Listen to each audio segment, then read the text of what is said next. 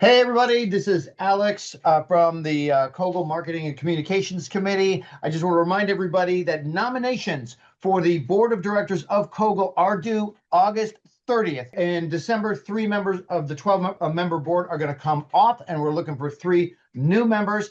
And I've got Galena West here with me, who's the current president of COGEL and with whom I have served on the board of COGEL and currently serve on the board. Hi, Galena. Hi, Alex. Galena, is it fair to say that sometimes we struggle to get board nominations? Yeah, and I think Yeah. maybe part of that is because people are like, what does being on the board of COGEL entail? So today we're going to talk just a little bit about that, which is what is it like to be on the board of COGEL? The first thing I want to ask you, Galena, is you're the current COGEL board president. How does that work? How long have you been the board president? So you get to be the board president for 1 year, and they pick one person out of the three nominees that come onto the board, and then another one will get to be the treasurer as well. So it's kind of fun that it's just a 1 year commitment, but you get to be on the board for 4 years so that you get to get the feel of it before you're thrown into the presidency.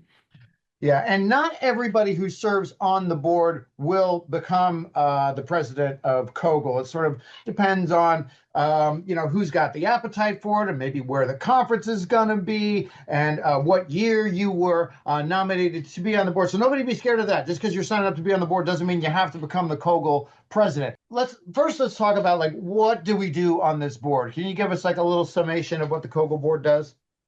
Sure. Well, as you all know, we're all volunteers. So the COGA board may be elected, but you have to agree to be volunteered for the board. And you can also self-nominate. So if you think that it's something that you want to do, those nominations are treated the exact same as a nomination by someone else. But the board gets together and basically we're the strategic planners for COGEL. We like to try to figure out where COGEL's going. Are we meeting our goals?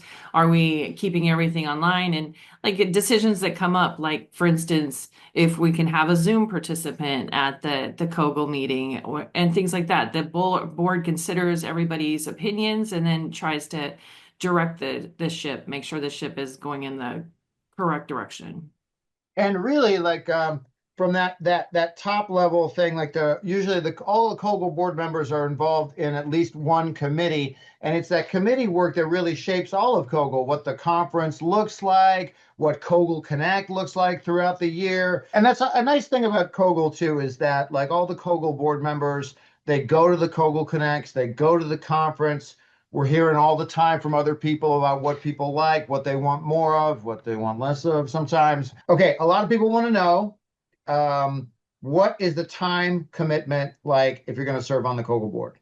That is the big question.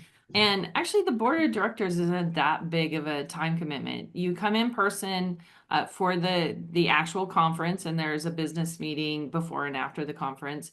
That's pretty short. And then you come one other time in person, March or April, and that's when the board really does a lot of the work. Is we do a 2 day meeting where we get a lot of the strategic planning and goals and the things we want to see happen for the year done. And then beyond that, it's 4 to 6 virtual meetings.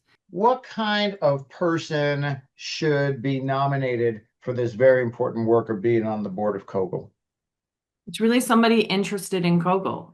You have to have somebody that really wants to be interested in the direction of the organization because we have tons of people that are in COGL that have different viewpoints. They're campaign finance, they're FOIA, they're lobbying, and having all those different perspectives and all the different geographic locations represented on the board of directors is really important. So I'd say basically it's anyone that really wants to forward the organization to move it forward.